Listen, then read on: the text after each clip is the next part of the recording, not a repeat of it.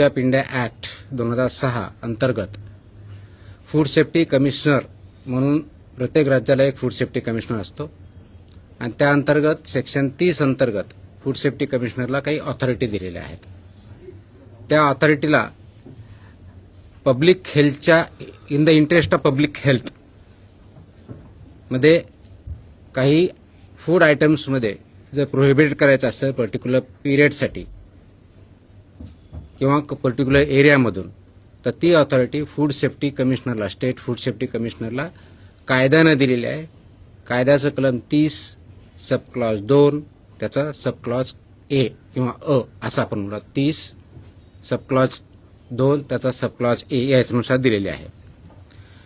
आपल्याला माहिती आहे की महाराष्ट्रामध्ये किंवा राधा देशामध्येही पनीरच्या बाबतीत अनेक इश्यूज आहेत. त्याच्यामध्ये अनालॉग पनीर किंवा नॉन डेअरी पनीर असे प्रॉडक्ट मार्केटमध्ये तयार होतात, विकले जातात, कंझ्युम केले जातात आणि त्यामध्ये त्याचे चुकीच्या पद्धतीनं नॉन स्टँडर्ड सबस्टँडर्ड किंवा अनसेफ पनीरसुद्धा मार्केटमध्ये विकलं जातं आणि त्याचे इम्पॅक्ट मनुष्यांच्या हेल्थवरती झालेले आहेत.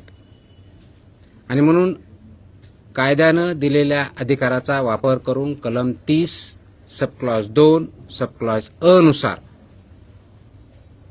महाराष्ट्र राज्यामध्ये 30 जुलै 2026 रोजी आपण नोटिफिकेशन काढून जे अनालॉग पनीर किंवा नॉन डेअरी पनीर जे आहेत याच्या उत्पादन, प्रक्रिया, साठवणूक, वाहतूक, वितरण व विक्रीवर आपण बंदी घातलेली आहे. आय रिपीट, संपूर्ण महाराष्ट्रात अनालॉग किंवा नॉन डेअरी पनीरच्या उत्पादनावरती, प्रक्रियेवरती, साठवण्यावरती, वाहतूक, वितरण व विक्रीवरती 1 वर्षाची बंदी लागू घातलेली. 1 वर्षाची यासाठी असते की आपण त्याचा रिव्ह्यू करतो आणि पुढे कंटिन्यू करायचे असेल तर मग त्या दरम्यान परत रिपीट आपण आदेश करतो. म्हणून ते प्रोहिबिशन ऑर्डर ऑन अनालॉग और नॉन अनालॉग पनीर और नॉन डेअरी पनीर याच्यावरती we have prohibited this item for production, storage, processing, manufacturing, transportation and sale in the state of Maharashtra from 30th of July 2026. This is as per the section 32A.